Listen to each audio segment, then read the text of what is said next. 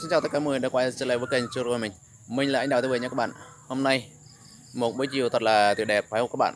Và trong ngày hôm nay thì tôi muốn làm một con gà quay gia đình, đó là cơm lam gà quay nha các bạn. Và trước khi chúng ta đến với video clip trong ngày hôm nay thì tôi xin chúc tất cả các bạn xem phim vui vẻ và có một buổi chiều trong ngày hôm nay thật là vui tươi và ngon miệng. Ok, ngay sau đây xin mời các bạn chúng ta hãy cùng nhau theo dõi và thưởng thức những gì trong ngày hôm nay, đó là tôi làm gà quay cơm lam nha các bạn. Đây, cơm lam gà quay của người dân tộc Tây Nguyên, đó là người Gia Rai. Lát nữa thôi xin mời các bạn bè thân thương, bạn bè thân quen, chúng ta cùng nhau thưởng thức những món hôm nay tôi chưa biết nha. Đó là gia đình anh Đào TV của chúng ta các bạn ạ. Đây, thịt ta ướp sẵn như này các bạn nha. Đó. Gồm thịt gia vị gồm củ sả, đường, tỏi, dầu ăn, nước mắm chút, mắm muối, bột ngọt nha các bạn. Đó. Ta ướp ngâm kỹ khoảng 20 phút sau chúng ta mới đi nướng.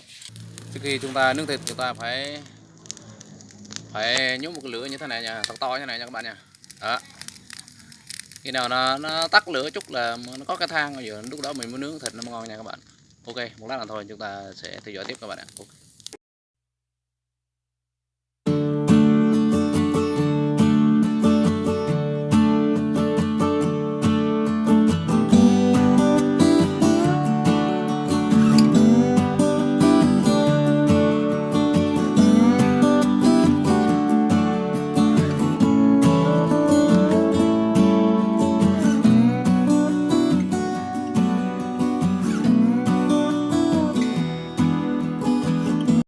Cơm lam gà quay của người dân tộc Tây Nguyên, đó là người Gia Rai. Lát nữa thôi xin mời các bạn bè thân thương, bạn bè thân quen, chúng ta cùng nhau thưởng thức những món hôm nay tôi chưa biết nha. Đó là gia đình anh Đào TV của chúng ta các bạn ạ. Đây, thịt ta ướp sẵn như này các bạn nha. Đó. Gồm thịt gia vị gồm củ sả, đường, tỏi, dầu ăn, nước mắm chút, mắm muối, bột ngọt nha các bạn. Đó. Ta ướp ngâm kỹ khoảng 20 phút sau chúng ta mới đi nướng. Trước khi chúng ta nướng thịt chúng ta phải nhúng một cái lửa như thế này nha, thật to như này nha các bạn nha. Đó. Khi nào nó tắt lửa chút là nó có cái than ở giữa, lúc đó mình mới nướng thịt nó mới ngon nha các bạn. Ok, một lát là thôi chúng ta sẽ theo dõi tiếp các bạn ạ. Okay. Đồ nướng thịt nha các bạn đây. Đó. Thịt mình phải cắt như thế này nha các bạn. Chín nên vừa giòn vừa ngon vừa thơm luôn các bạn. Đấy, các bạn chúng ta đang chứng kiến và nhìn thấy một con gà quay từ gia đình anh Đào làm ra nha các bạn. Một lát là thôi chúng ta sẽ thưởng thức. Mời toàn thể quý vị và các bạn mọi người chúng ta đang theo dõi video clip trong ngày hôm nay, chúng ta hãy cùng nhau thưởng thức với mình nha các bạn. Ok. Đấy, sắp chín rồi các bạn nha.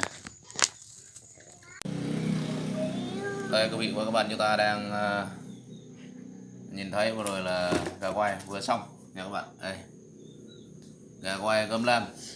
Đây bên này cơm lam nha. Cái này là dày, thật là dày luôn này, dày lắm. Đấy, đây là rau.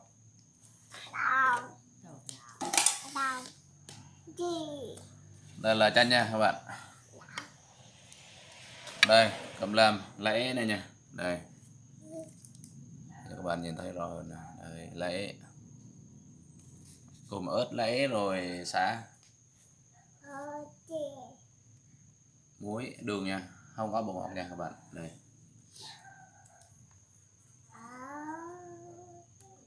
đây cơm lam đây. Đó, bên này là nồi nước làm rau. Đây rau ha các bạn, rau xanh gia đình hết á, không có chợ nha. Đây rau đây. Đấy, không rõ. Quay trong bên nhìn rõ đây, rau trong vườn hết nha. Rau thơm này. Đó. Chúc tất cả các bạn chúng ta đang xem đoạn video clip này một buổi trưa thật là ngon miệng và vui tươi. Rồi, xin mời tất cả mọi người chúng ta hãy cùng nhau thưởng thức với gia đình anh Đào TV.